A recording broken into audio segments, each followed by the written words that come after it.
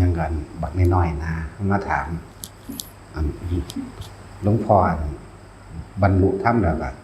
ยังศูนย์อยู่นะบ่ถ้าศูนย์แล้วฟ้าเมืองใส่พร้อมหมดแล้วสำหรับ นี่ดิเป็นว่าตีตะเด่นหน่อยกันว่าบ่ตะเด่นนั่นก็นิ่นใหญ่ก็ตีปุดแม่นเบิดปุด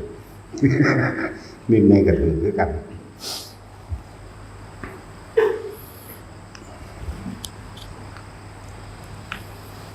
พักมันบ่พอคนมาหลายมันเห็นนำบ่ทันคือพระเพิ่นมา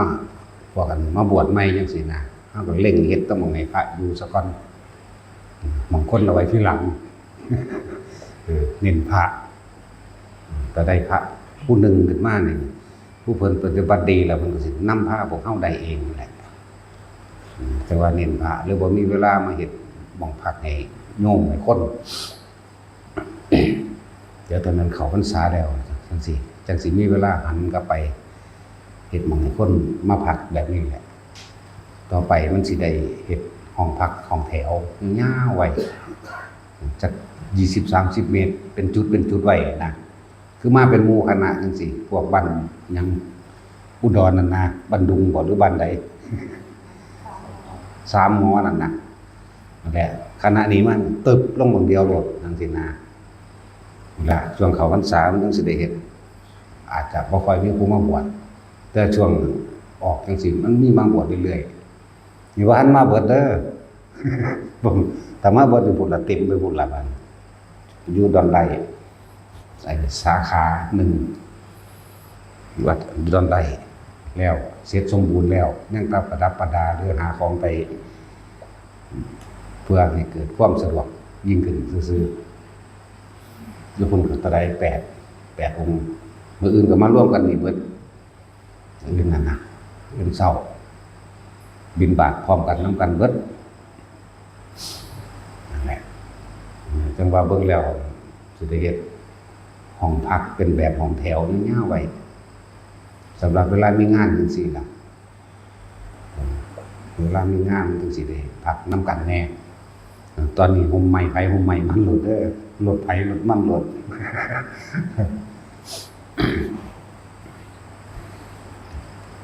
พอถึงปีหน้าดอกในปีนี้ก็แล้วดอกภาษาสำนีเนาะ แต่วัดเขายังเฮ็ดปีเดียวนึงดอกยังแล้วเลยแล้วสมบูรณ์แบบทุกอย่างนั่นแหละพระกับอยู่8 หลัก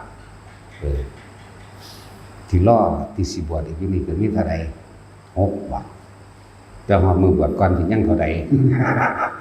ว่าง่ายปานใดเด้การบวชแต่มันง่ายกว่าบวชตัวปานนี้เนาะสู่เน้นนะโมก็บ่ได้เนาะนี่เห็นว่าอย่าว่ามันเน้นยังเหงานอนงกๆงากๆแต่ของยังบ่บวช มันว่าพ่อใหญ่นี่จะอย่าว่าเด้อเน้นแต่เหงานอนเจ้าบ่สู่เน้น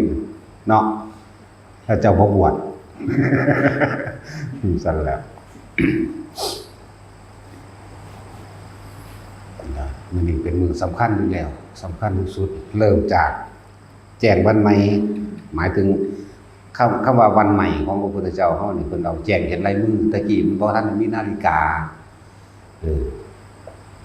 มันมีนาฬิกาก็สร้างเฮาต้องเอาตามพระวินัยเดิมคำว่าวันใหม่นี่หมายถึงต้องเห็นลายมือจังออกบิณฑบาตได้นั่นแหละแจ้งวันใหม่นรกทั้งเบิดหยุดนรกเปรตสุรกายทั้งหลายหยุดการทรมานมูสัตว์เพราะว่ามันเป็นมือสำคัญอย่างเดียวก็คือเป็นวันสุทธิจิตของพระพุทธเจ้าเฮาเริ่มจากแจ้งเห็นลายมือนรกการนี่หยุดบัดปล่อยให้พวกที่เคยเป็นมารดาบิดาแล่นหารับส่วนบุญจากลูกที่ทำบุญทำทานแล้วอุทิศส่วนกุศลให้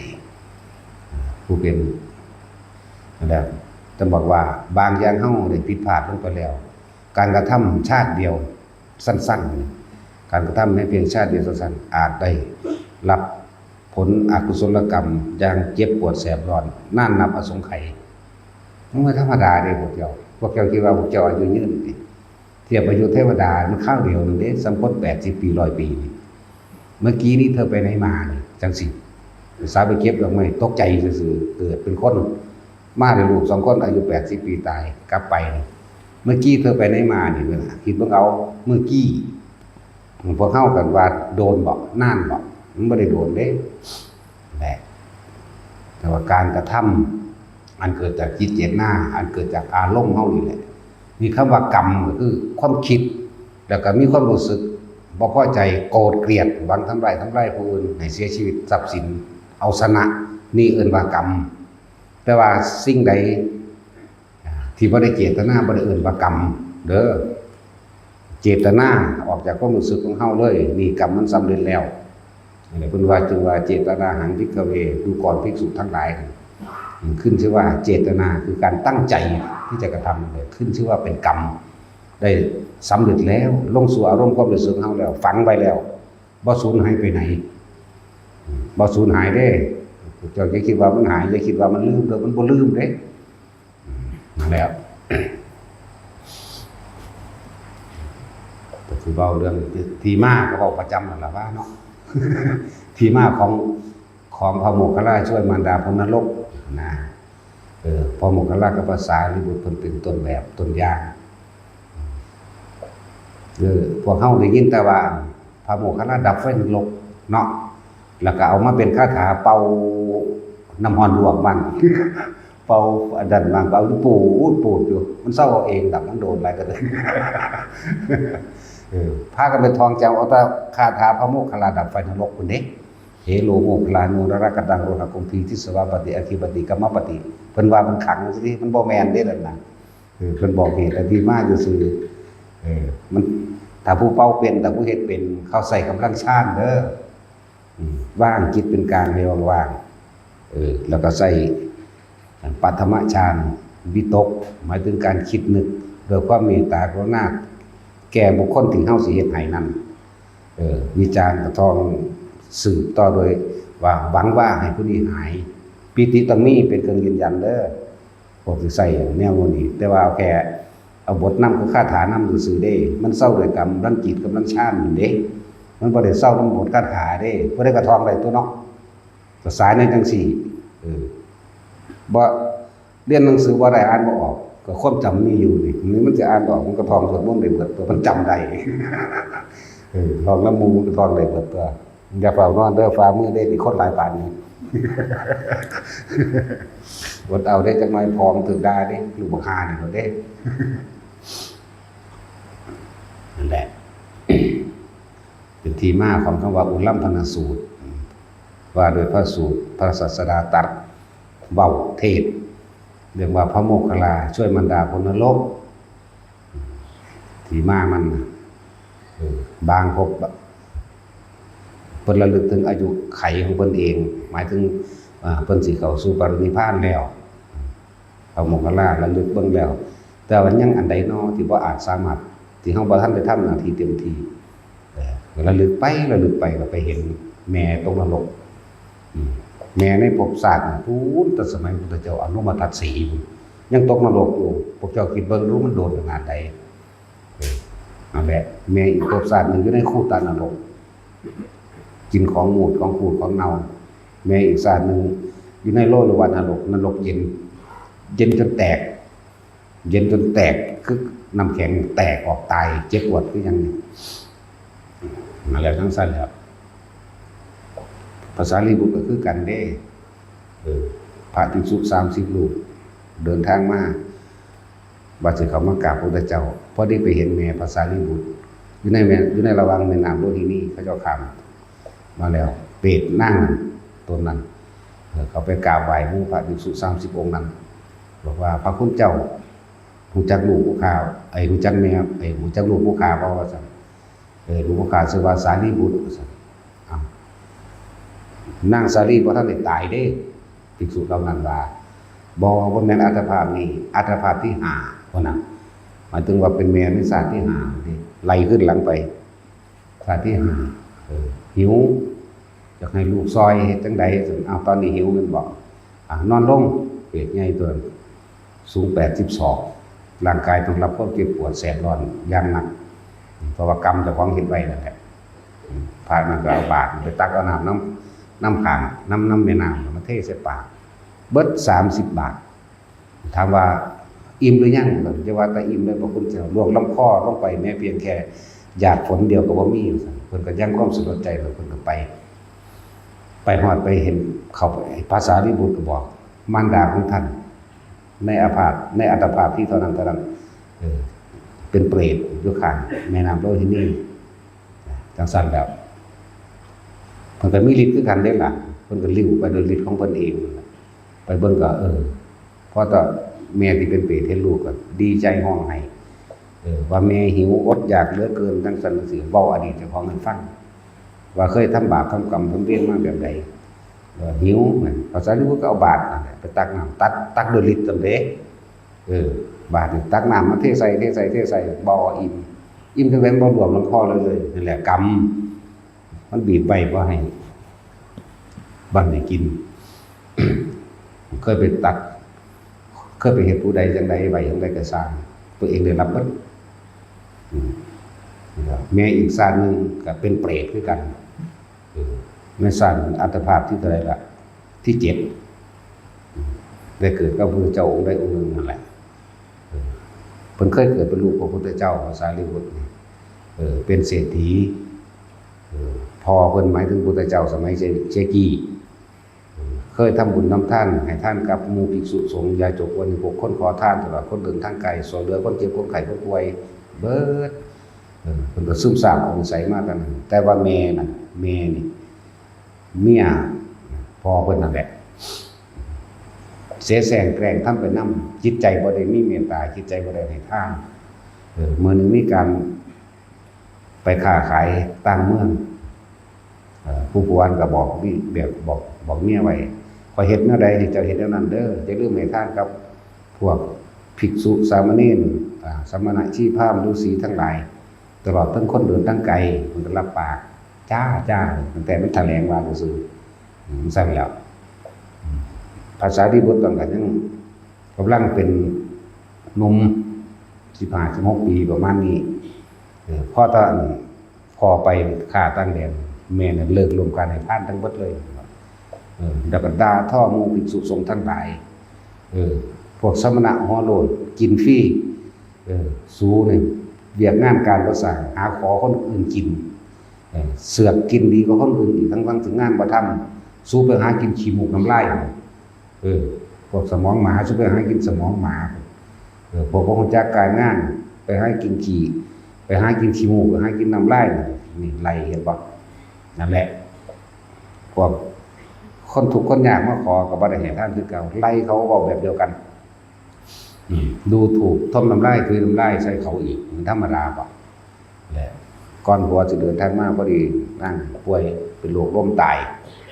แล้วก็ตกนรกแล้วจะขึ้นมาเป็นเปรตได้นี่บ่ได้เป็นง่ายๆเด้ต้องตกนรกซะก่อนจักก็ล่ะจึงมาเป็นเปรตชนิดที่ลึกๆสำเร็จเปรตที่มีร่างกายใหญ่ร่างกายสูงเป็นชนิดที่2ที่3ไปหมดเด้หรือที่1พุ่นล่ะพวก88ศอกเป็นชนิดที่1พวก80ศอกถึงลดลงมาจนเหลือเปรตธรรมดาพวกปราชตุชีวิเปรตอาศัยอาหารอาศัยเครื่องรู้จักญาติทำบุญให้เด้นั่นแหละมีตัวอย่างอันนี้ว่าที่มาของคำว่าอุลลบรรณสูตรที่มาของพระโมคคัลลาช่วยมารดาพ้นนรกหรือภาษาลิบุตรช่วยมารดาพ้นนรกนี่เราที่มาเยื่อพระสูตรด้วยอุลลัมพนสูตรพวกเจ้าพากันค้นหาเอาในพระไตรปิฎกอย่างละเอียดแต่มันมีใน YouTube มันบ่ละเอียดดอกเขาสรุปมาแล้วไตรปิฎกเด้อละเอียดกว่าแล้วก็บุพพกันหสูตรนี่เว้าเรื่องของภาษาลิบุตรนี่พอครั้งที่2มาถึงพระเจ้าแสดงเองครั้งที่3ต่อเนื่องจากเปรตวัตถุในวรรณที่3จากบนวรรณที่4ก็มีลืมละยังละอยู่ในเปรตวัตถุนั่นแหละมันจะต่อเนื่องกันเอาเองไปหาคนเอาเองนั่นแหละที่มาตอนนี้เว้าย้อนกลับไปเรื่องของพระโมคคัลลากับแม่ในศาสนาเคยเกิดแต่ว่าพระโมคคัลลาเป็นคนมีศรัทธาในพุทธศาสนากับพุทธเจ้าองค์หนึ่ง ได้ยินได้ฟังธรรมเกิดความศรัทธาตั้งมั่นปรารถนาความเป็นภาษาวกอยากเป็นแบบนี้คือพระเจ้าคือพระภิกษุองค์นี้เด้กับปรารถนากับภาษาลิบุตรเกิดน้ำกันตลอดก็เลยไปส่วนมูส่วนพวกแต่ว่าพยายามชักจูงชักน้ำแม่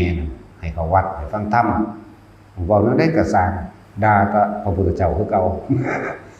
บ่จักแนวเทศแล้วก็เลยเอาแบบไม้ไผ่ดำไม้ไผ่ไม่เขี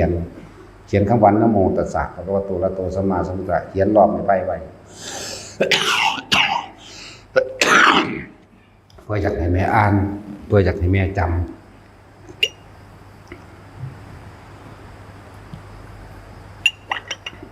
ผูกไว้หน้าประตูทางออกห้องนอนเขียนแล้วก็ผูกย้อนลงมาพอดีหลอดไปหลอดมาได้มื้อนึงมันไปฝ้าวนั่นได้แล้วหัวไปตำก็บอกไม่ไปบังนะโมนั่นน่ะโมโหดึงบังนะโมลงมานะโมตัสสะภะคะวะโตนั่นแหละดึงลงมาแล้วบังนะโมมุขีผู้ดากเอามาแกงดากได้บัดถูดากขึ้นไปทั้งมาต้นสูงตืบบังนะโมแล้วฟาดใส่หลุมสวงพอดีมันไปเข้าห้องน้ำมันไปขี่ใส่อีกธรรมดาบ่ตายจากพระองค์ผู้นี้บ่แม่นอยู่สมัยพระพุทธเจ้าปทุมมุตระพุ่นว่ามันบ่ธรรมดาเด้เป็นอสงไขยได้นี่อันตกอยู่เดียวนี่กว่าสิได้มาเป็นเปรตอันนี้ยังมาบ่แม่นเป็นเปรตยังนั่นเอาคือแต่ว่าเป็นคูตนรกฐานนรกส้วมเกินคูตะคูดนะมูดคูดนั่นแหละแล้วไกลขนาดนี้เจ้าพ่อปทุมล่ะเด้อแล้วสั้นๆแล้วแต่เฮ็ดผิดไปแล้วตกนรกแล้วนรกตัวนักสุดด้วยความประมาทพระพุทธเจ้าเบาลงเด้อันคูตะนรกนี่เบาแล้วเด้นี่มาตัวเบาแล้วเด้นี่พระโมคคัลลามันทรงญาติมันเพิ่นไปหาไปเบิ่งแบบนำไปซอยแม่สิพยายามเอาแม่ออกจากนรกหลุมมูดหลุมพูดอันนี้แม่ก็บอกว่าลูกเอ้ยพอดีแหละนี่ยังจื้อได้เสยอยู่บนธรรมดาเด้นี่บุญคุณแม่ก็ว่ายังจื้อลูกได้เด้แม่อยู่สุขสบายดีแล้วลงมาอยู่กับแม่สักพักลูกสิไปซอยคือน่ะนรกเด้มันก็ยังความสลดใจที่ซอยนั้นก็ซอยบ่ได้แล้วความเห็นมันผิดล่ะและนี่อีกแม่อีกศาสตร์นึงจนแม่ภาษาลิบุตรก็ยังว่ามาเห็นแต่แม่พระโมคคัลลาอีกศาสตร์นึงเคยรวมกันไปเผากุฏิพระปัจเจกตกในมหาเวทีกระทักเรื่องนั้นเลยเป็นอสงไขยเลยเคยสักจูงจักส่วนคนอื่นพอตัวเองเป็นต้นคิดพระปัจเจกเป็นอยู่หัวหน้าของไงว่าอยู่ป่าหัวหน้าแต่ว่าทางคนเดินทางสิพาหน้าเพิ่นไปเพิ่นบ่พอใจไปไล่พระปัจเจกนี้แล้วเพิ่นก็บ่หนีทั้งได้ก็บ่หนีก็เอาไฟไปเผากุฏิพระปัจเจกนั่นแหละโดยบุพกรรมอันนั้นเองเฮ็ดให้ตกนรกอยู่จังซั่นมหาเวทีได้ยังใหม่อยู่จังซั่นนะแล้วเพิ่นจังไปโดยกำลังของเพิ่นเองโดยฤทธิ์โดยเดชของเพิ่นเองลงไปก็ดับไฟนรกดับเบิดในหลุมนรกนั้นซะก่อนแต่พยายามดึงเอาจิตวิญญาณของแม่ขึ้นดึงจังได๋แค่สิพ้นจากขอบปากหลุมบ่เทียบเอาหลุดมือคือเก่าหลุดมือออกคือเก่า2เทื่อ3เทื่อบ่อาจสามารถจนถึงที่สุดพระพุทธเจ้าได้ทรงพยานไปบอกโมคคัลลาเธอไม่อาจสามารถทำได้ด้วยกำลังฤทธิ์แห่งเธอกำลังของเธอแต่เพียงผู้เดียวบ่อาจสามารถเฮ็ดได้แบบนั้นจงกลับมาจงกลับมาเดี๋ยวว่าอีกผู้นึงแม้กระทั่งแม่ในปัจจุบันในศาสตร์เพิ่นนั่งพระมณีโมคคัลลีแม่พระโมคคัลลาโมคคัลลีพระมณีเด้อจริงๆก็คือพระโมคคัลลาบ่ได้ชื่อว่าโมคคัลลาเด้พระพุทธเจ้าเอิ้นชื่อเอิ้นว่าลูกนั่งนั่นลูกนั่งนี่ลูกอีนั่นลูกอีนี่นะแต่วันเฮาเว้าเห็นบ่ล่ะจังซั่นแหละพวกเฮาไปปีนเขียวนำเพิ่นซื่อว่าพระโมคคัลลาโลดว่าภาษาลิบุตรโลดเพิ่นบ่ได้ชื่อว่าจังซั่นเพิ่นชื่อว่าโกริตะพระโมคคัลลาภาษาลิบุตรชื่อว่าอุปติจจะคนละอันกันเด้อแล้วคนละอันกันอยู่พระพุทธเจ้าแม่เพิ่นป่วยในศาสตร์นี้แหละแม่ศาสตร์นี้นั่งโมคคัลลีพระมณีแม่ป่วยเลยไปดูแลแม่จักป่วยจริงป่วยปลอมเสแสร้งแกล้งมันยาว่ามีลูกผู้เดียว คนเฒ่าเสียแสงเข่งมันยาจากให้ลูกมาเอาใจจากนั้นทำทาเวลาลูกไปป้อนเขายิ้มหัวกินเขาแต่ว่าพอหมกเขาแล้วมองทะลุลงไปในใจ เห็นแม่มันกำลังกินทานไฟอย่างไงเลยล่ะนั่นคือความเสียแสงบอกบ่ได้เป็นเรื่องจริงบ่ได้ป่วยจริงแล้วก็ในชีวิตจริงของนางพระโมคคัลลีนี่มักกันแกล้งอิจฉาริษยาลิดล่อนคนนั้นคนนี้ดูถูกแล้วก็บ่ได้ศรัทธาในพุทธศาสนาด่าฮอดพระพุทธเจ้าโคดมนี่เดินก็ว่าเอาลูกเพิ่นไปบวชว่าหลอกว่าลวงนั่นบัดนี้พระโมคคัลลาเพิ่นเห็นด้วยบุพกรรมตายตอนนี้ลงมหาวิธีแน่นอนนั่นแหละนี่อีกเรื่องนึงในศาสตร์ปัจจุบันของเพิ่นพระพุทธเจ้าบอกให้กลับมาพระสารีบุตรก็กลับมาเหมือนกันพระสารีบุตรก็ซอยแม่ใน2แต่ว่าในธรรมบทมันมีอยู่2แม่เพิ่นนั่นน่ะนั่นแหละพระพุทธเจ้ามาบอกโมคคัลลาให้กลับมาซะฟังว่าด้วยกำลังของเธอเองบ่อาจสามารถสิทำสิ่งใดได้ฉะนั้นเธอจะต้องเตรียมการอาหารข้าวหวานอย่างละร้อยก็ว่าไปก็จะได้ตัวอุปถากคนใหญ่ก็รอเนาะทั้งภาษาลีบุตรก็ฟังน้ำกันนั่นแหละในวันมหาปรณาจุติจิตแห่งพระพุทธเจ้า15 ค่ำเดือน 7มหาปรณาหมายถึงพระพุทธเจ้าปรณาตนเองเพื่อที่จะมาเปิดหมายถึงเอาวิชามาเปิดให้ดวงตาของโลกได้เกิดขึ้นหมายวิชาทั้งนี้แหละเรียกว่ามหาปรณาจุติจิตแห่งพระโพธิสัตว์เจ้าสู่พระคันของพุทธมารดาในวันนั้นเธอต้องอาศัยกำลังของพุทธาธิฐานหรือพุทธบารมีตลอดทั้งกำลังของหมู่สงฆ์เท่านั้นจึงจะสามารถช่วยมารดาของเธอให้พ้นจากนรกได้นั่นแหละในวัน15 ค่ำเดือน 7ดูก่อนโมคคัลลาเนี่ยเธอจึงเตรียมอาหารข้าวหวานอย่างละร้อยตลอดทั้งบริการต่างๆหรือปัจจัยทั้ง4อาหารยารักษาโรคเครื่องนุ่งห่มตลอดทั้งที่อยู่อาศัยและเครื่องอำนวยความสะดวกใดๆเท่าที่หาได้จงเตรียมวันเอาไว้เถิดแล้วนิมนต์พระมาในทิศทั้ง10หมายถึงมาในที่ต่างๆเข้ามาทิศทั้ง10ก็ดีต้องอาศัยกำลังของหมู่สงฆ์เท่านั้นที่จะส่งอุทิศส่วนบุญส่วนกุศลของเธอนี่ช่วยมารดาของเธอพ้นออกจากนรกนี้ได้และบ่ได้แม่นแค่ชาตินี้ชาติเดียวเองบุคถ้าเธอช่วยแล้วมารดาของเธอนี่จะพ้นใน7 ชั่วโคตรมาถึง7 ศาสตร์นั่นแหละมาถึง7 ศาสตร์พอจะได้คำแนะนำจังซั่นแล้วเพราะว่ามันก็ไกลมือแล้วเดี๋ยวว่าล่ะไกลมือ15 ค่ำเดือน 7แล้วในอาทิตย์หนึ่งนั่นแหละในอาทิตย์หนึ่งมันใกล้แล้วผมก็เลยไปหาปรณาคุณปรณาคือผู้ที่อุทิศตนว่าถ้าพระพุทธเจ้าต้องการอย่างให้บอกขาน้อยนะนั่นแหละมันมีแต่เศรษฐีแต่เก่าคนคนเนาะอุปถากไหมนางวิสาขาแน่พระเจ้าปัสเสนแน่พระเจ้าพิมพิสารแน่พระเจ้าอุเทศแน่โอ้ยหลายกระดอกหลายพระเจ้ากระดอกตลอดทั้งเศรษฐีทั้งเก่าองค์นี้นั่นแหละ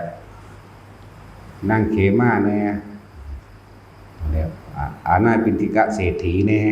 พวกนั้นเอาปานใดได้แล้วคุณได้พระเจ้าพิมพิสารเป็นผู้สร้างกุฏิ4 หลังให้พระโมคคัลลาพระเจ้าปัสเสนเป็นผู้สร้างกุฏิ4 หลังให้พระสารีบุตรส่วนนางต่างๆกันนำอาหารข้าวหวานต่างๆตลอดทั้งเครื่องใส่เครื่องใส่เครื่องซอยทุกอย่างแหละเครื่องอำนวยความสะดวกอย่างต่างๆถวายแก่พระโมคคัลลาและพระสารีบุตรเพราะว่ามันเป็นต้นแรกในการกระทำนี้เมื่อถึงวันนั้นแล้วเมื่อถึงวัน15 ค่ำเดือน 7ตอนนั้นพระพุทธเจ้าท่านตายเนาะก็ยังมีชีวิตอยู่มันก็น้อมถวายกุฏิ4 หลังนี่ของพระโมคคัลลา4พระสารีบุตร4นี่แด่หมู่สงฆ์ขอภิกษุสงฆ์จงรับภิกษุสงฆ์ก็สาธุคือรับแล้วบ่หาตัญญางไปจับเข้าใจบ่บ่ได้ย่างไปจับบ่ได้เอาได้ฝ่ายผูกยาวๆมากคือคนสมือนี่เด้ แล้วกุฏิวิหารนี้ได้เป็นของข้าพเจ้าแล้วข้าพเจ้าขอถวายต่อพระสงฆ์นี่เห็นบ่ล่ะขอภิกษุสงฆ์จงรับนี่ภาษาทุกซื่อๆนี่ล่ะแล้วตลอดทั้งอาหารและข้าวหวานถวายแด่หมู่ภิกษุสงฆ์มีผู้เจ้าเป็นประธานตอนนั้นต่อมาก็คือ พุทธเจ้าแสดงธรรมแสดงด้วยอนุภุพิกถาคำว่าอนุภุพิกถาแสดงธรรมโดยลำดับจากน้อยไปหามากโดยเรื่องของท่านอานิสงส์แห่งท่านเรื่องของศีลอานิสงส์แห่งศีลแล้วก็เรื่องของภาวนาอานิสงส์ของภาวนาแล้วก็เรื่องของปัญญาว่าด้วยอริยสัจสี่ปฏิจจสมุปบาทนี่แหละเป็นที่มาที่พวกเข้าสิเฮ็ดในมืออื่นพระเจ้าแสดงธรรมบานนี้พวกเข้าก็อาศัยเป็นกระบอกเสียงแทนพระเจ้าเอาทุกคนสวดใดก็สวดไปน้ำกันเลยบ่ว่าพระบ่ว่าคนสวดน้ำกันตั้งใจไปตั้งใจมั่นผู้สวดบ่ได้ก็นั่งนิ่งๆหมู่พระเพิ่นทรงให้ดอกนั่งนิ่งๆตั้งใจผู้ทรงฌานได้ทันดีเอาแค่ปฐมฌานสวดพร้อมปฐมฌานพร้อมคำว่าปฐมฌานมีอาการปิติเกิดขึ้นแต่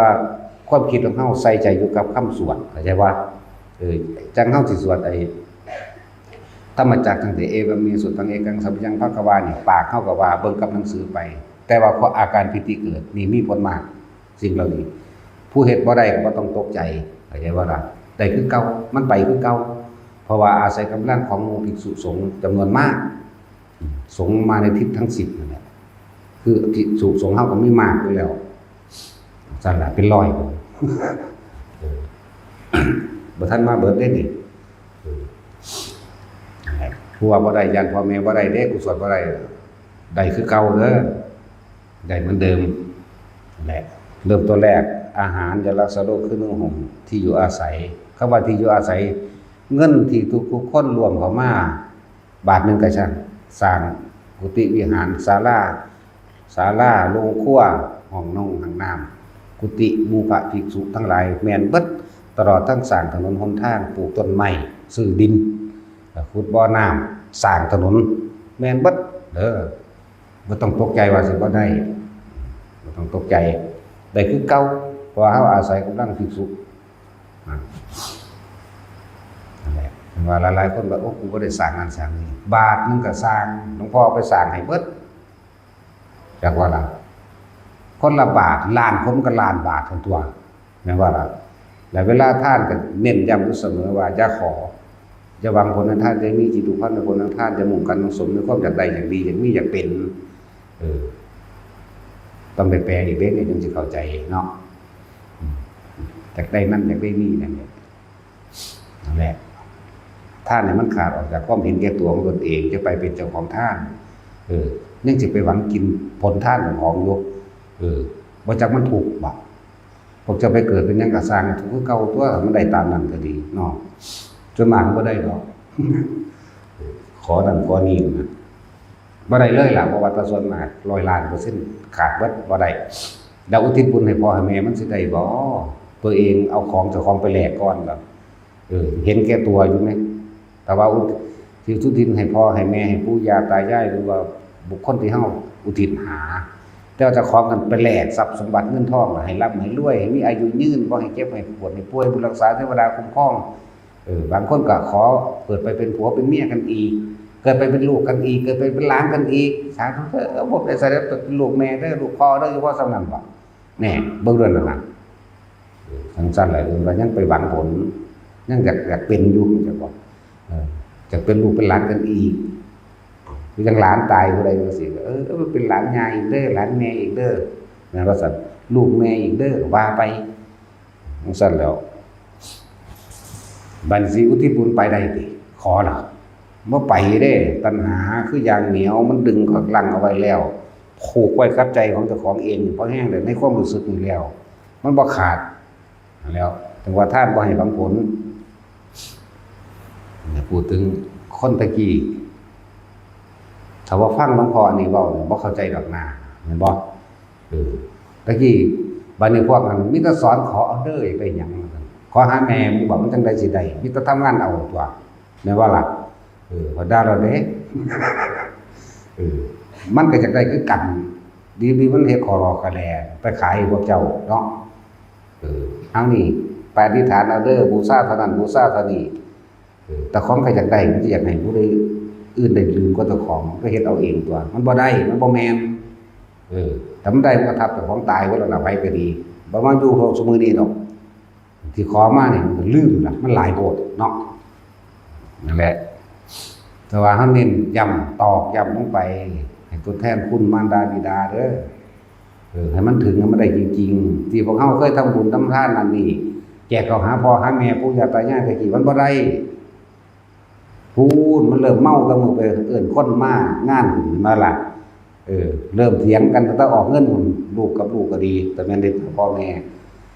พวกนั้นมีลูกอยู่10คนเถียงกันอยู่ว่าสั่นมึงได้มุ่นหลายก็กูมึงได้แต่ว่าปั่นง้อปั่นควายมึงแต่ได้ก็ลูกติดว่าเด้เนาะกูได้ทีเดียวสวัสดิ์กูสิได้เถียงกันย่านเจ้าของออกเงินหลายมึงได้มุ่นหลายก็กูมึงได้เงินกูได้ตะสวนกูไปถางเอาถางกระสร้างแล้วมึงได้หลายกว่าคือเก่าแหน่เอากันอยู่หั่นเลยเริ่มต้นแรกแล้วผมเวลาซอยจะตกลงกันได้เอ้ามึงเท่านั้นคำเท่านี้คำจังเฮ็ดบุญเนาะเริ่มหาเหล่าหาหยังมาแจกยายกันกินแล้วบัดนี้เอาหยังนั่นนี่เฮาเอาควาย2ตัวหมูมันตื่นบ่เนาะอย่างบ่พอคนกินแหน่บางทีคิดขาแล้วมันเมาแต่ที่แรกแล้วล่ะแต่เหล้าที่แรกแล้วเดี๋ยวนี้จังจ้างหนังจ้างหมอลำมาใส่อีกได้บ่เนาะหรือเลิกบันเทิงต่อไปมันสิไปได้เป็นบุญมาตั้งใดพอคนบ่เข้าใจคำว่าบุญคือความสงบเย็นบุญนั้นเกิดจากการให้ทานต้องไม่หวังผลในทานบ่มีจิตผูกพันในผลในทานบ่อยากได้หยังบ่อยากเป็นหยังแม้มันก็สงบภายในใจภายในความคิดเกิดความรู้สึกโล่งๆโปร่งๆตัวอันนี้บ่ได้สงบแล้วเราร้อนและกังวลในความอยากได้อยากเป็นคิดเอาโยสั่นท่านไปท่านมามันบ่ได้จักเทื่อหลายโอ้กูเฮ็ดบุญมาหลายแมงแล้วบ่เฮ็ดวันสิได้หยังเด้จังซั่นครับอันนี้นั่นแหละต้องมาฟังแบบนี้เด้อจังเข้าใจความรู้สึกเจ้าของแท้ๆยังบ่รู้คนนั้นเนาะความคิดเจ้าของความรู้สึกเจ้าของยังบ่รู้ตัวเองแล้วจังมีผู้บอกผู้สอนแบบนี้มันสิเข้าใจน้องก็มาเบิ่งดูไผก็ดีที่เฮ็ดมาเคยผ่านมาแบบนั้นบ่ล้านเปอร์เซ็นต์บวกล้านเปอร์เซ็นต์อีกคูณเลยก็ได้ทำนายถึงเบิดอยู่นี่เนาะเห็นบ่พ่อใหญ่นี่ก็ได้เจ้าเฮ็ดแบบนั้นแม่นบ่ล้านเปอร์เซ็นต์สั่นแล้วนั่นแหละแต่ละคนบาดนี้เฮาให้ตั้งใจในการทำทานอุทิศ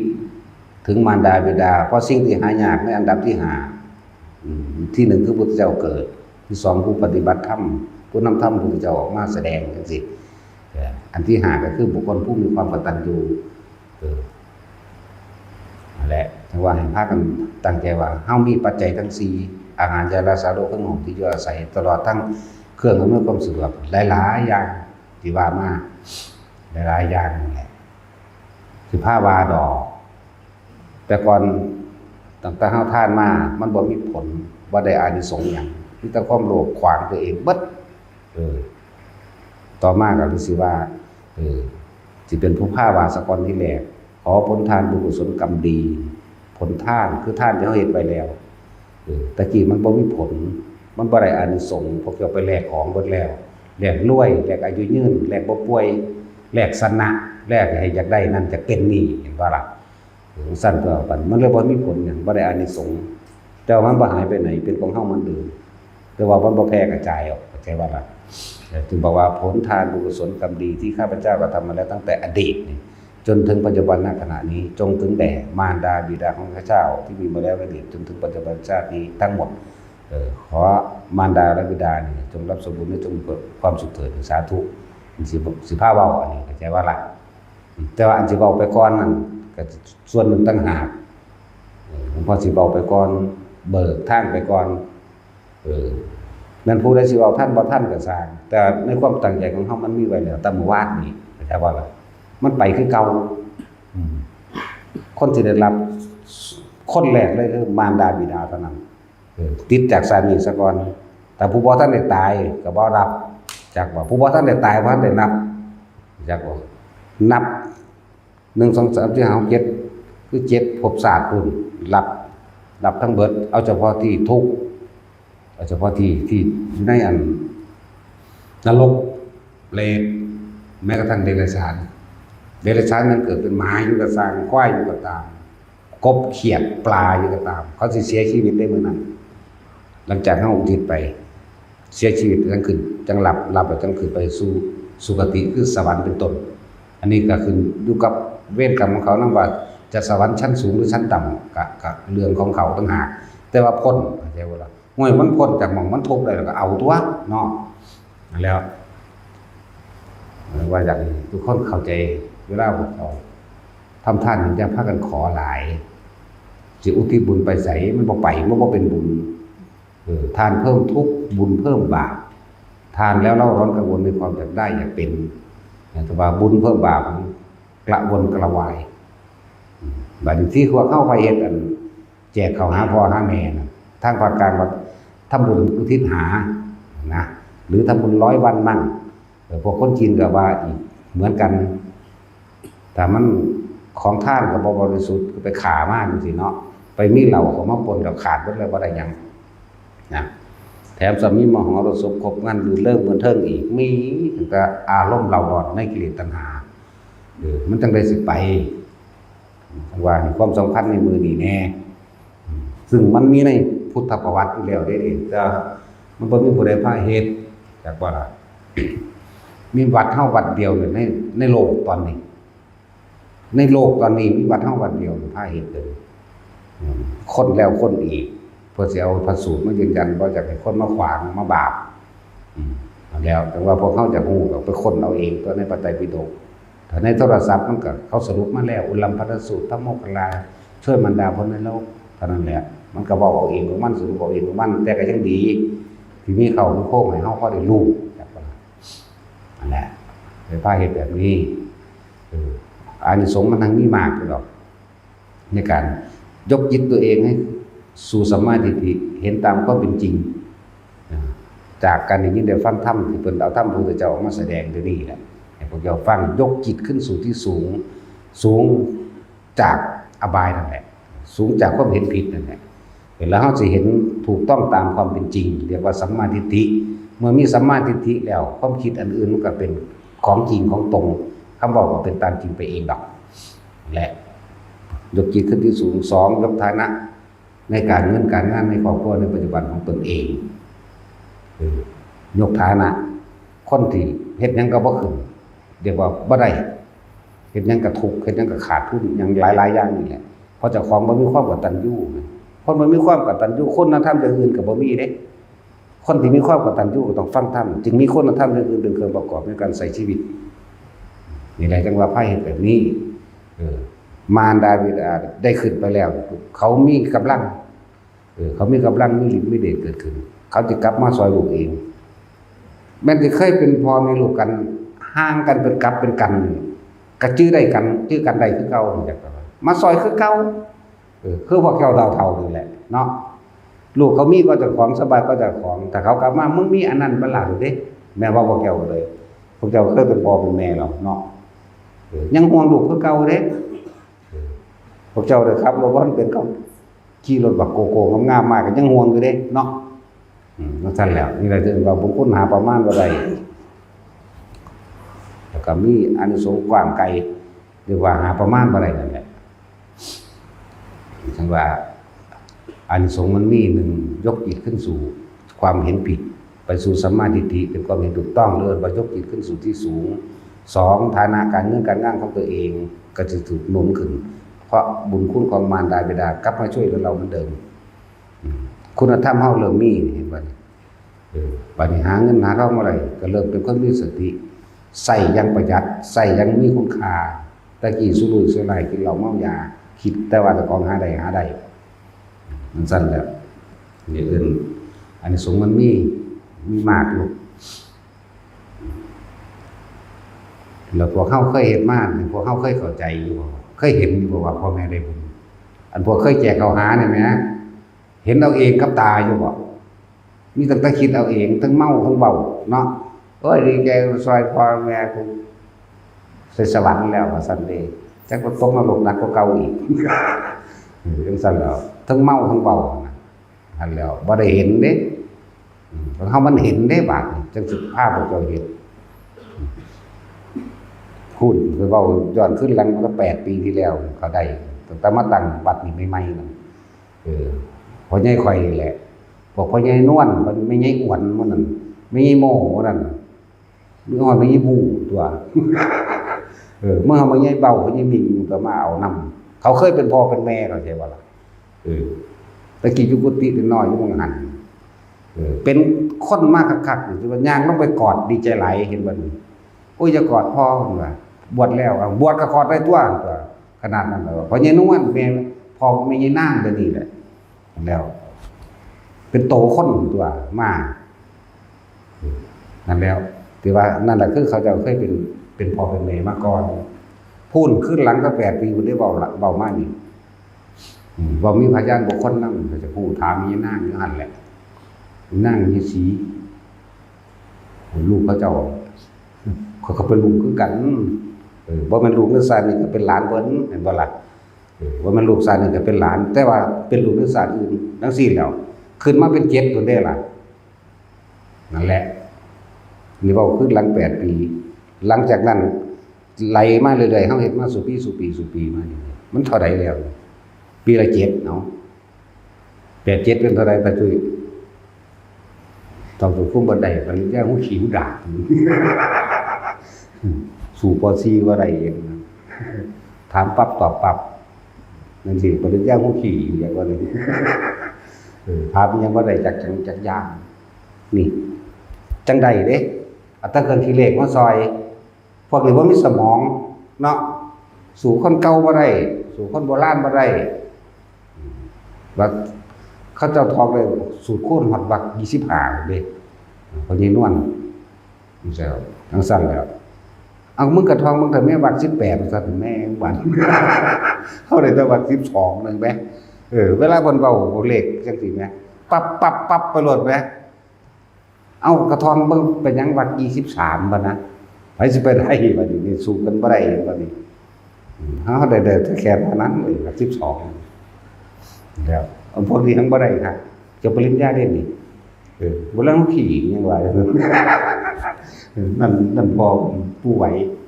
บวชที่เดียวดีแหละพวกนี้จบปริญญาแล้วก็ทำงานสูงก็พออีกสบายเป็นหนี้3-4 ล้านเป็นเงินบ่ล่ะ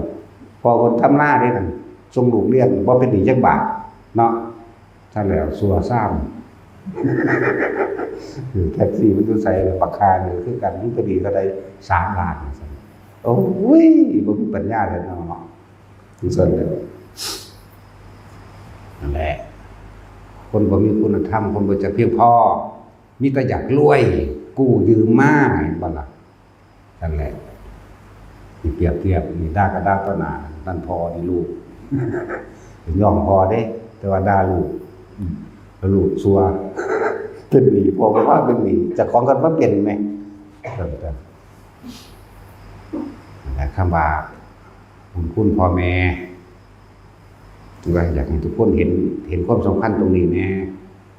แล้วก็เป็นความสำคัญในพุทธศาสนาเด้นี่แต่ว่าบ่ได้ถูก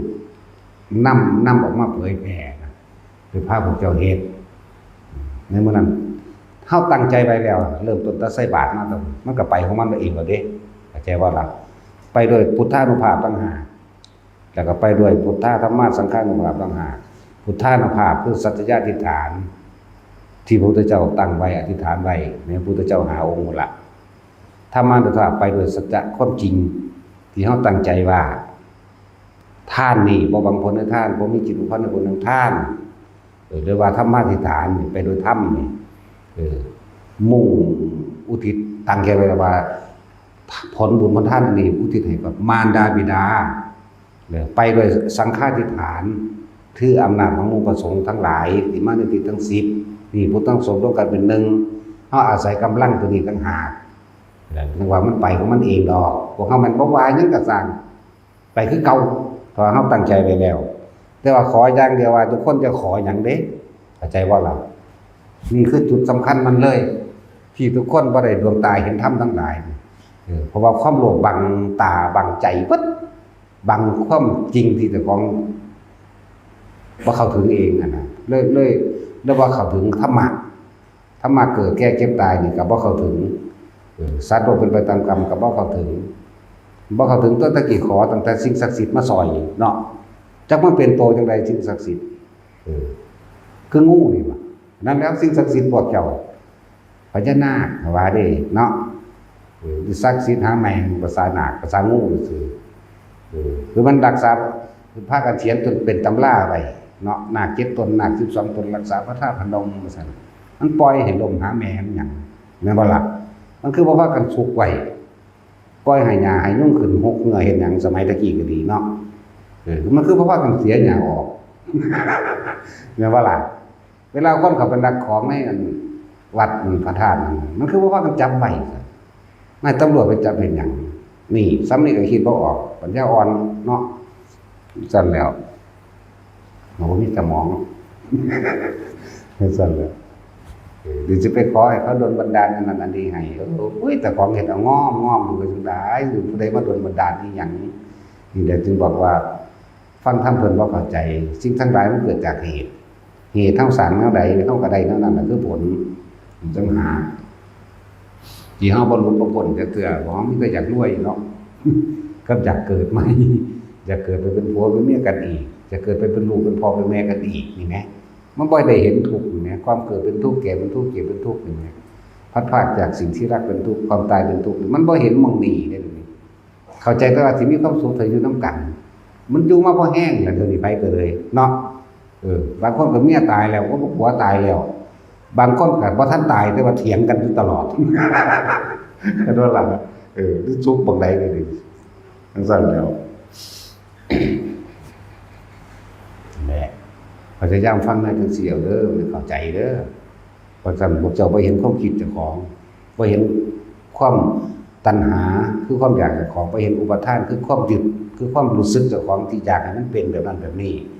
แหละเอิ้นว่าตัณหาและอุปทานเลยบ่เห็นรากลึกของมันแหละจังซั่นความสุขจริงๆมันมีแต่ละคนมันเห็นหรือยังมันพอหรือยังตั้งแต่เฮาหามานี่เนาะได้หรือยังพอแล้วบ่เงินก็พอแล้วบ่จังซั่นแล้วบ่มีพอบ่เป็นนั่นแหละจึงเวียนว่ายตายเกิดบ่พอนั่นเองให้ทุกคนหันเข้ามาเบิ่งความคิดเจ้าของติดเรื่องใดทุกข์เรื่องใดเป็นห่วงไผทุกข์จริงๆเกิดจากสิ่งอันเป็นที่รักนั่นแหละคือเฮาหักลูกหักหลานนั่นแหละคือเฮาหักพ่อหักแม่หรือเฮาหักหยังก็แล้วแต่ทั้งเบิดเลยล่ะล้วนแล้วแต่เป็นความอาลัยอาวรณ์ความผูกความพันต่างๆปรุงแต่งไปเพื่ออยากคือพ่อแม่หักลูกนี่แหละอยากให้ลูกมีความสุขอยากให้ลูกมีทุกอย่างอยากให้ลูกเป็นทุกอย่างให้มีฐานะมั่นคงว่าบ่มีหยังมั่นคงจักอย่างดอกมีแต่อนิจจังอนัตตาเบิดนี่แหละบ่มีอีหยังกี่ลังอย่างอื่นจักอันเสื่อมสลายสู่ความแตกดับด้วยกันทั้งนั้นบ่ว่าคนบ่ว่าสัตว์บ่ว่าวัตถุสิ่งของบ่ว่าบ้านบ่ว่าหยังก็แล้วแต่แม้โลกนี้ก็ต้องแตกดับนั่นแหละเพียงแต่ว่ามันแตกซื่อมันสิเป็นของมันเองดอกสิ้นทุกภาษีก่อนจังสิแตกดอกอันนั้นไฟจังสิไหม้ดอกอันนั้นไฟมันไล่กันนั่นน่ะบ่แม่นยุคนี้เด้อยุคนี้แค่ว่ายุคมีขาสัญญีซื่อๆยุคนี้สิ้นศาสนาพุทธโคดมเฮาไปแล้วนี่คนที่ฆ่ากันประมาณ70,000นั่นบัดนี้พวกรอดชีวิตมาหนีไปถึงน้ำหูน้ำถ้ำน้ำผาเดินทางเพื่อจะเห็นกันได้เพราะแต่เห็นคนผู้หนึ่งดีใจเขาเว้าคุยกันกอดกันเป็นเพราะเฮาบ่มีศีลธรรมเนาะก็จังว่าไปเด้ตอนนี้เฮาอยู่ตะวันทำการพุทธศาสนา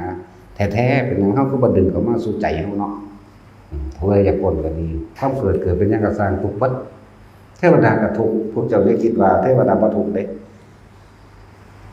สิ่งที่เทวดาเขาปรารถนาที่สุดเป็นสุคติของเทวดาแม่นหยังพวกเจ้าว่ามนุษย์นี่เด้มนุษย์นี่ได้เป็นสุคติของเทวดาที่เขาปรารถนาก็มาเกิดแปลว่าพวกเขาจะกลับไปเกิดเป็นเทวดามนุษย์เป็นภพที่สามารถทำได้ทุกอย่างเป็นแดนกลางๆสร้างบุญกุศลถึงแม้กระทั่งจนถึงที่สุดแห่งปฏิภาณก็สร้างอยู่ในโลกมนุษย์ พระพุทธเจ้าตรัสรู้ในโลกมนุษย์เทวดาก็บ่ได้สั่งสมไว้มันไปบ่ได้เด้ต้องสั่งสมเขาก็สั่งสมตอนเป็นคนนี่เด้คือพอเฮาเป็นคนเดียวนี้น่ะคือว่ามันบ่ถึงนิพพานก็ไปเป็นเทวดาไปเป็นพรหมเห็นบ่ล่ะตั้งสั้นแล้วแต่ว่าพวกเทวดาทั้งหลายที่บ่ได้สั่งสมสุตตะคือคำสอนของพระพุทธเจ้าฝังไว้ในจิตในใจบ่ได้มีการเริ่มต้นเอาไว้แล้วส่วนมากตายแล้วลงนรกเด้อตะกี้คนทำบุญทำทานก็ทำอยู่ไปสวรรค์ก็มีอยู่แต่ว่าบ่ได้ยินอริยสัจสี่บ่ได้ฟังธรรมของพระพุทธเจ้าบ่คงจะคำว่าอนิจจังทุกขังอนัตตาและเวลาพวกบ่ได้อาศัยพระปัญญาของพระพุทธเจ้าส่วนมากตายลงนรกเบิดเทวดาพรหมทั้งหมดบ่เหลือลงเบิดเลยแต่ว่าเทวดาพรหมที่อาศัยคำสอนพระเจ้าเป็นเครื่องนำชีวิตเป็นเครื่องนำในความคิดในการกระทำคำพูดต่างๆมีสิทธิ์ในการว่าเฮาเป็นตัวข้างเทวดาแล้วใครควรธรรมะโดยตนเองก็ได้เพราะว่าเฮาได้ท่องบนจดจำเอาไว้แล้วเรียกว่าสุตตะมัญญปัญญาบรรลุข้างบนเลยก็ได้บางที่หมู่เทวดากับเทวดามาคุยกันเองคือเฮาคุยกันนี่แหละแล้วก็บรรลุได้บางที่มีภิกษุผู้ทรงฤทธิ์แสดงธรรมะบางพวกอายุมันยืนประท่านพระพุทธเจ้าองค์หนึ่งแสดงธรรมปั้วฟังทีเดียวบรรลุเลยก็ได้นี่เลยจังว่าเฮาต้องอาศัยพระสูตรหรือการฟังคำสอนพระพุทธเจ้านี่เป็นเครื่องนำสติปัญญาของเฮาเองเป็นภายภาคหน้าเหมือนกันกับเฮามื้ออื่นนี่เฮาสิสวดหยังเฮาสิสวดบทนะโมเมคือทำความเคารพน้อมน้อมพระพุทธเจ้าทุกพระองค์ก่อนอันที่2ยังสวดธรรมจักรอันที่3สวดอนัตตลกนัสสูตรอันที่4อธิตตปริยายสูตรอันที่5คือปฏิจจสมุปบาทแล้วหลวงพ่อสิว่าเอาเองดอกขอกระแสเสียงธรรมอันเป็นคำสั่งสอนแห่งองค์สมเด็จพระสัมมาสัมพุทธเจ้านี่จงดังก้องกังวานไปสู่มารดาบิดาของท่านทั้งหลาย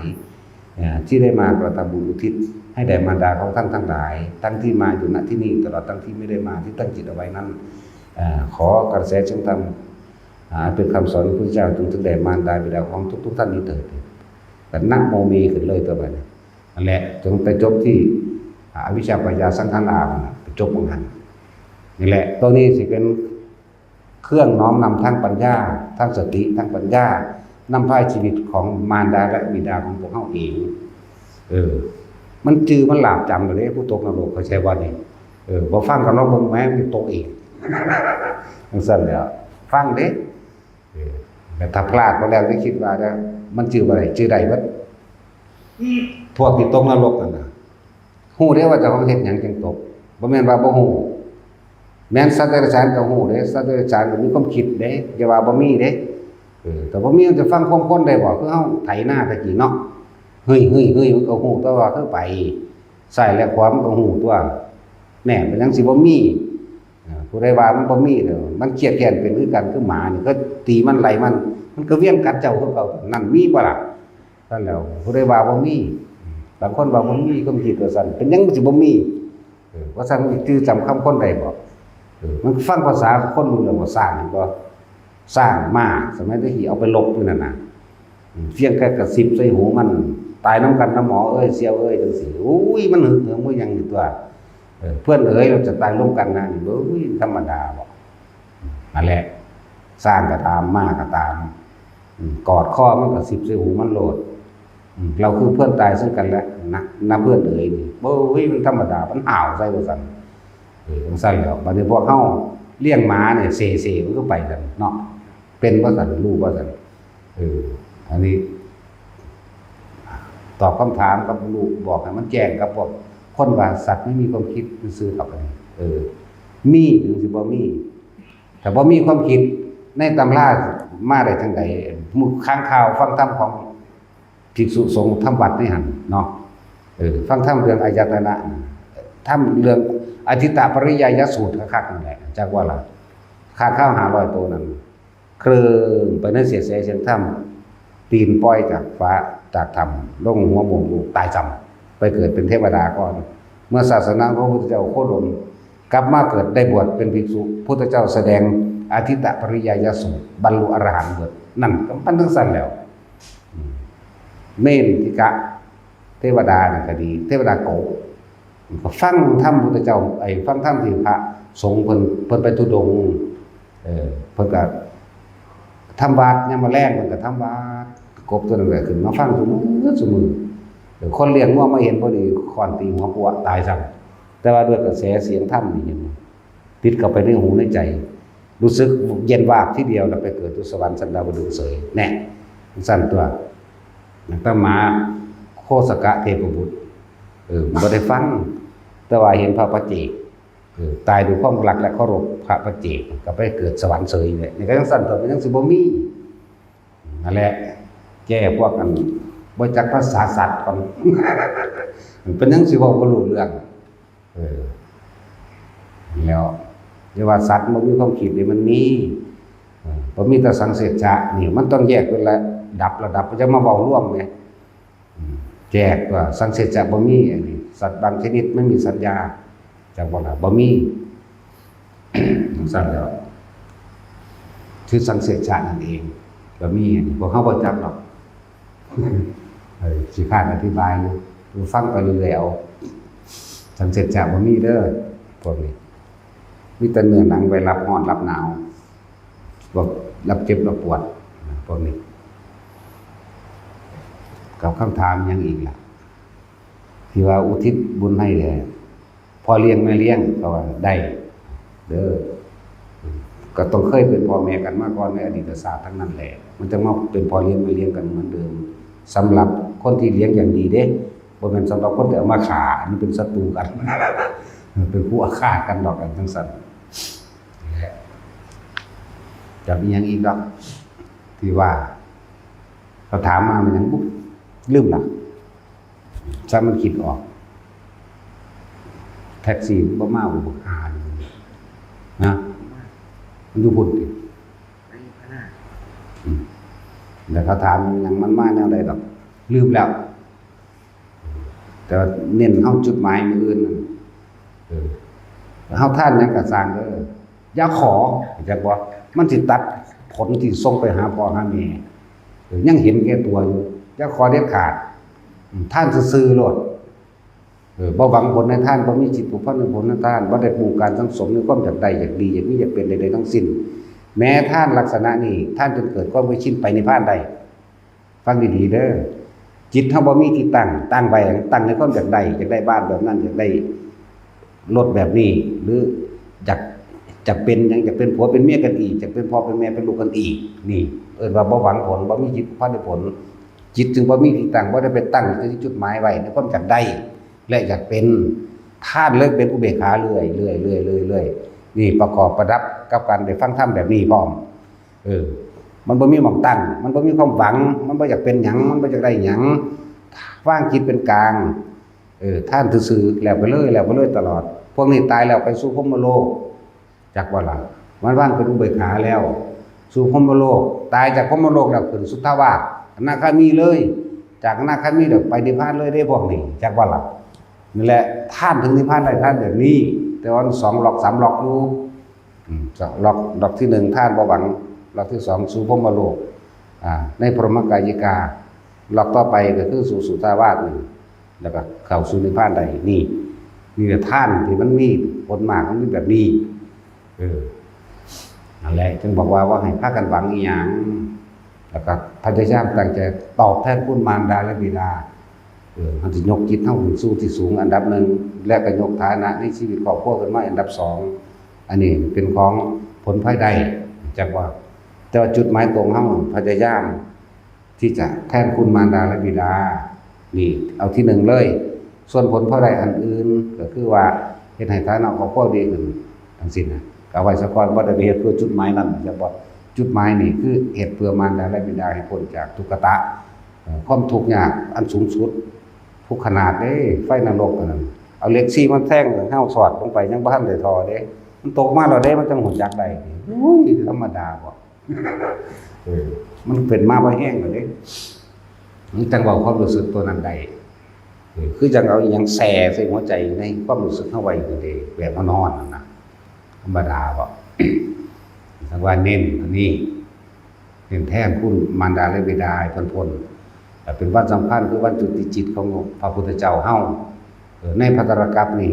มือเดียวกันทั้งเบิดอยากว่าล่ะเนี่ยพระกักุสนโธโกนากรสะพระกัสสปะจนถึงพระโคตมะแม้พระศรีอริยะก็เป็นอันเดียวกันจากตลาดจังซั่นแหละเริ่มว่าเพิ่นเป็นพุทธาธิษฐานเอาไว้พุทธาธิษฐานเอาไว้ตามความเป็นจริงเลยเป็นธรรมะเลยเป็นสังฆาต้องอาศัยกำลังของผู้ทรงจำนวนมากคือพระโมคคัลลาเฮ็ดผู้เดียวบ่ได้นั่นแหละเป็นที่มาของคำว่าพระโมคคัลลาช่วยมารดาคนนรกหรือในพระสูตรว่าด้วยอุลัมพนสูตรหรือปุปปะอันพนสูตรปุปปะพันหะพนสูตรนี่แหละสูตรหนึ่งหมายถึงคนตัดเอาไว้พระพุทธเจ้าว่าไว้ถ้าใครเป็นคนเอาบอกไว้4ครั้งพูดเว้า3ครั้งมีแต่ว่ามารดาครั้งที่4จังว่าบิดาแล้วจังซั่นเลยจังว่าผู้ใดอยากไปนำติดตามต้นขั้วของมันก็ไปนำเอาในพระไตรปิฎกนั่นแหละของเฮาบ่นำแล้วเห็นชัดเจนเห็นคือคนเลยลงไปกอดเอาได้เลยทางบ่แม่นความคิดคือว่าเจ้ากอดเอาเด้เป็นจริงๆเฮาก็ทรงชาญ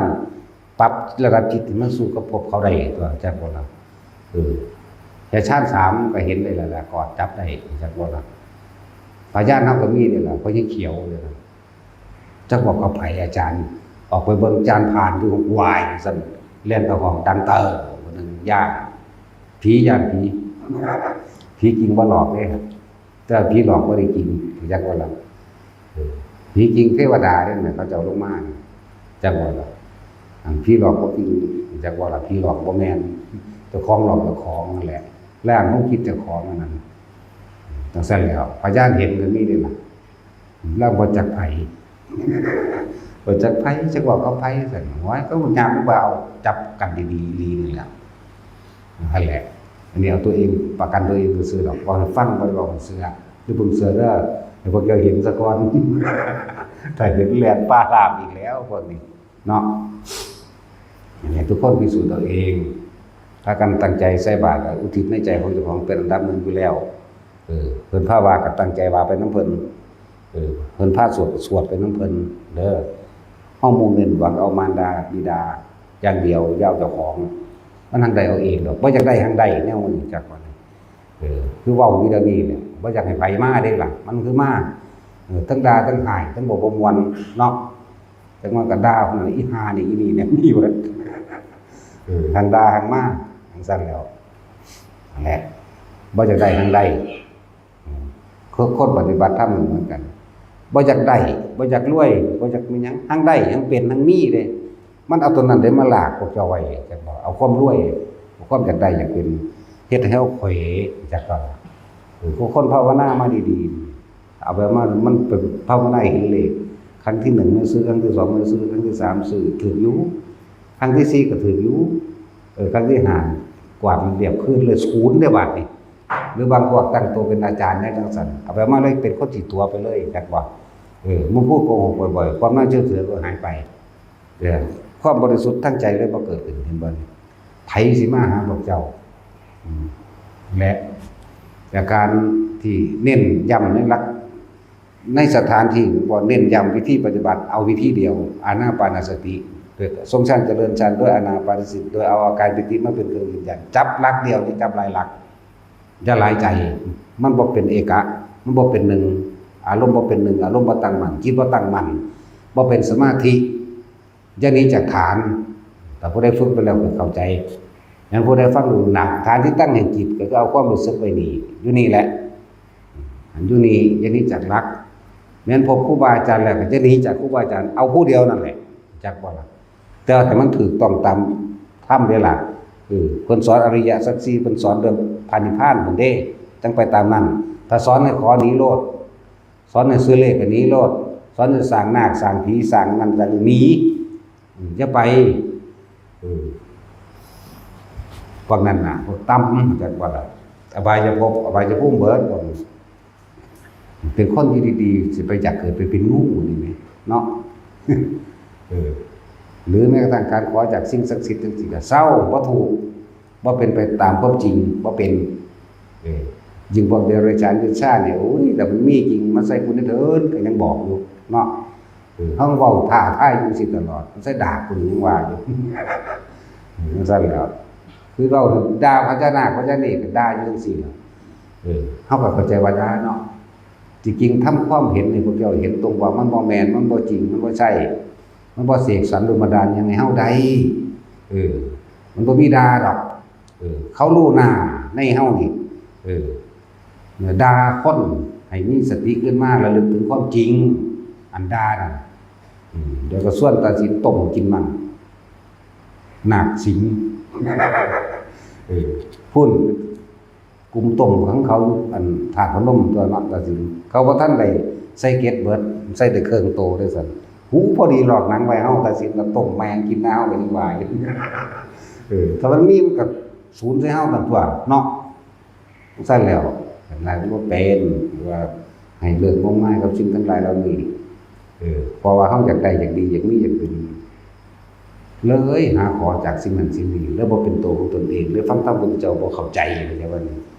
ได้บ่รู้จักวิธีทางการทำตนเองให้พ้นจากความเวียนว่ายตายเกิดค่าถึงไปอาศัยผู้อื่นให้เฮ็ดให้ของรวยเอาเต็มๆบ่รวยปานใดก็สร้างเจ้าซื้อความป่วยบ่ได้ดอกซื้อความป่วยบ่ได้ซื้อความชราภาพต่างๆบ่ได้ซื้อความเจ็บบ่ได้แล้วก็ซื้อความตายบ่ได้แม้นักวิทยาศาสตร์ที่มันว่าเก่งๆมันคือบ่เฮ็ดเครื่องป้องกันแก่ป้องกันเจ็บป้องกันป่วยและป้องกันตายนี่มันตายบ่ได้บ่เก่งเลยเนาะจังซั่นแล้วพวกรุ่นใหม่ๆใส่น้ำคนตายเบิดนั่นแหละเนาะเขาวางทฤษฎีไว้ให้นักเฮ็ดเขามีแต่กฎอิทธิปัญญาตาเบิดนั่นแหละที่เขามาเฮ็ดฝรั่งเอิ้นบุคคลสัมพันธภาพจังซั่นแล้วตั้งแต่เอาของพระพุทธเจ้านี่แหละไปเฮ็ดกันนะเว้าเรื่องผมคนเลือบฟันหนังเรื่องเว้าเรื่องบอดี้โกบอดี้กาดบอดี้กายก็สร้างเว้านำพระพุทธเจ้าเบิดแม่ว่าล่ะสรีระร่างกายสั่นกระดูกมีเท่านี้แขวมีเท่านี้เว้านำพระพุทธเจ้าหั่นได้คิดเป็นหาแม่นบ่เนาะ เรื่องธาตุนั้นธาตุนี้โอ้ยพระพุทธเจ้ารู้หลายกว่านั้นอีกนานาธาตุญาณะรู้จักวัดเด้อทุกสัพพธาตุอีกสื่อที่พวกเขาว่าได้ตั้งขึ้นมาพระเจ้ารู้ล่วงหน้าไปเบิดแล้วแต่ว่ามันบ่เป็นไปโดยความพ้นจากการเวียนว่ายตายเกิดเพิ่นเลยบ่นำมาเว้าบ่สอนเป็นหยังสิบ่ฮู้มันฮู้เบิดนั่นแหละ เป็นหยังก็เป็นไปตายเด้อไว้ก็ดีรวยก็รวยไปตาย ทุกข์ก็ทุกข์ไปตายนั่นแหละจักว่าล่ะแต่เฮาฟังธรรมะเข้าใจแล้วสุขกับทุกข์บ่ได้ขึ้นอยู่กับฐานะว่ารวยหรือจนเด็กอยู่กับการตั้งจิตอยู่กับการตั้งจิตเด้อแต่ว่าธรรมะพุทธเจ้าเท่านั้นสิแก้ได้โลกแก้โลกบ่ได้เด้อตัณหาแก้ตัณหาบ่ได้ต้องพูดออกจากตัณหาแล้วมาแนะนำให้จึงจักได้วิธีการแก้ออกจากความเกิดความแก่ความเจ็บและความตายนั่นแหละแต่ว่าสิแนะนำอยู่ตลอดนี่พวกเจ้ามาฝึกเอาเด้อบ่ได้ท่านเป็นก็ดีฝึกการทรงฌานเจริญฌานฝึกให้มันมีวิหารธรรมแห่งตนเลื่อนแห่งใจอย่าแต่ความรู้สึกไปอยู่กับคนที่รักมันโอ้ยเป็นห่วงจังซี่คนที่เกลียดสูญจากเขาตายมันเนาะสาบแช่งเขามันนั่นคือกำลังทำลายตัวเองล้วนๆเด้คิดเบิ่งดีๆเวลาใดก็สั่งให้เฮาโกรธเกลียดแค้นบันทำลายให้บุคคลผู้นั้นเสียหายชีวิตทรัพย์สินเวลานั้นความรู้สึกของเฮากำลังถูกทำลายโดยตัวเองเด้เวลานั้นเรากำลังทำร้ายตัวเองอย่างคาดไม่ถึงถ้าตัวเองตายหัวใจวายตอนนั้นลงนรกเลยเด้นั่นน่ะผู้ใดพาลงมันบ่มีผู้พาเด้เจ้าของได้เป็นผู้พาเจ้าของเองฉะนั้นต้องเป็นผู้นำตนเองเด้ออาศัยธรรมะเพิ่นนี่แหละธรรมะพุทธเจ้ามันเป็นเครื่องนำตัวเองออกมานำตนเองบัดจังซั่นบ่มีสิ่งศักดิ์สิทธิ์ใดในโลกนี้ในโลกใดก็สร้างมาเสกสรรดลบันดาลให้ผู้ใดสมหวังได้บ่มีทางบ่มีว่าก็บ่แม่นบ่เป็นจริงไสยศาสตร์ก็บ่มีจริงถ้ามันมีจริงเขาว่าสร้างจรวดดอกเขาว่าสร้างระเบิดเขาสร้างปืนดอกเขาก็พวกไสยศาสตร์เท่านั้นแหละเนาะจมมุมมั่มขึ้นมันสักตายโลกพัฒนาที่บ่ดีมันเนาะจังซั่นแล้วแต่มันมีนั่นน่ะเว้าอยู่นี่เว้าท้าทายมาตลอดเลยแต่มีมันก็มาใส่เฮากันตัวมันเสือกว่าเฮามีซั่นเนาะแต่ว่าเฮามีกูบ่ใส่เอาดอกน่าได้เอาต่อถึงพอซั่นนี่ไปก็ดี พูดไปใส่เอา กษัตริย์ซาอุเพิ่นทั้งรวยเนาะแต่มันมีแน่ซั่นแหละแต่มันบ่มีมีแต่คนโง่ทั้งนั้นคนนอนหลับพระเจ้าศาสตร์เป็นเรื่องของคนปัญญาอ่อนบ่หรือบ่มีปัญญาเลยบ่ว่าตาอ่อนเนาะทึบเรียกว่าบ่มีดำมืดพวกนั้นคือพวกแกไปเบิ่งน้ำหมอดูหมอเดาเด้อหมอนั่นหมอนี่มีแต่ผู้ทุกข์เนาะพวกรุ่นเฒ่าๆยังเห็นพวกรุ่นพ่อตายแล้วบ่ตายนี่ยังเห็นนั่นแหละลบล้างออกถือเอาพระธรรมเท่านั้นเด้อถือเอาเฉพาะธรรมคำสอนที่พระพุทธเจ้านำออกมาแสดงอยู่เดี๋ยวนี้แหละบ่แม่นธรรมหลวงพ่อนี่เป็นธรรมของพระพุทธเจ้าเป็นความจริงของเพิ่นแล้วก็ใคร่ครวญตามความเป็นจริงก็เอาประสบการณ์จริงในชีวิตจริงของเจ้าของเองเป็นเครื่องชี้วัดเจ้าของเองกับคำสอนกับพระธรรมแต่เห็นตามความเป็นจริงแล้วอีกบ่โดนมานานเมื่อสัมมาทิฏฐิเกิดขึ้นแล้วมันบ่โดนดอกไปนิพพานนั่นแล้วบ่มีผู้ใดมาละสุขละทุกข์ให้ไผได้นอกจากตนเองเด้อตนเองล้วนๆผู้อื่นเฮ็ดให้บ่ได้บุคคลผู้หนึ่งถึงความบริสุทธิ์แล้วจะทำให้บุคคลอีกผู้หนึ่งได้ความบริสุทธิ์ได้โดยเป็นอันไม่มีบ่มีนั่นแหละแล้วก็รักได้ที่จะเสมอด้วยรักตนเป็นไม่มีเหมือนกันแต่หากเจ้าของก็นำตนเองสู่ธรรมะศึกษาธรรมฝึกหัดธรรมปฏิบัติธรรมเฮาสิได้ความจริงเมื่อรักตัวเองเป็นแล้วทั้งตัวเองเห็นทางพ้นทุกข์ได้แล้วก็นำผู้อื่นแล้วก็กระจายความรักอันเกิดจากตนก่อนเป็นเมตตาแล้วแผ่กระจายสู่คนใกล้ชิดพ่อแม่บอกผัวเมียบอกถ้าผัวถ้าเมียมันบ่ฟังกันก็ป๋าแม่งโดดเข้าใจว่าล่ะจะไปหาตกนรกบกใหม่นำกันอีกนะอีหยังก็เลยเนาะป๋าโลดเท่าอันผัวคัดเมียมาวัดฟังธรรมมาปฏิบัติธรรมแต่ผัวคัดป๋ามันเลยแต่เมียคัดเมียขวางป๋ามันโลดใหญ่มาจะเห็นกันตัวไม่ว่าสัตว์บัดพ่อกับแม่เลี้ยงมากันแท้มันคือบ่แค่เนาะไปแค่หาแม่แบบสาวโบใส่เมียหาใหม่ก็ได้ตัวเป็นว่าสัตว์บ่มีดอกรักจริงรักที่ลั่นแต่บางคนนั่นน่ะบ่มีแต่ความรักของพระพุทธเจ้าเท่านั้นแหละความรักความเมตตาเท่านั้นแหละจึงเป็นนิรันดร์แท้เพิ่นบ่อยากให้คนที่เพิ่นฮักไปเกิดไปเวียนว่ายตายเกิดใหม่ตายใหม่อีกจังซั่นเพิ่นจังพาสร้างสมบารมีเข้าสู่พระนิพพานเพื่อจะบ่กลับมาเกิดมาตายอีกจังซั่นตัวพวกเฮาบ่แม่นดอกบ่ทันตายมันก็ปากันไปบ่ใหม่หรอกเนาะแม่นว่าล่ะแต่ช่วยเจ้าบ่ได้ปาดอกเจ้าน่ะเจ้าหลักเดียวอยู่แต่เจ้าปาทั้งใจอยู่เจ้าปาทั้งกายวันใดไปเห็นผู้ใหม่ก็มักเขาคือเขาบางเลี้ยวบางเมียแต่บางเนาะเก็บเท่งหนังหน้าทองย่านเตเสอยู่บัดเห็นปืนพาดเหนือเด้เนาะตัวมันพอบ่ได้ดอกหน้าเพราะใหญ่นี่ก็คือกันวิหารนี่เขียวตะหมากขิวว่าเด้บัดเลี้ยวเบิ่งผู้อื่นเพิ่นล่ะโอ้ยหานี่เขาว่าเด้ดูปากพอเนาะเอาสมทานเข้าชาติแล้วอันนี้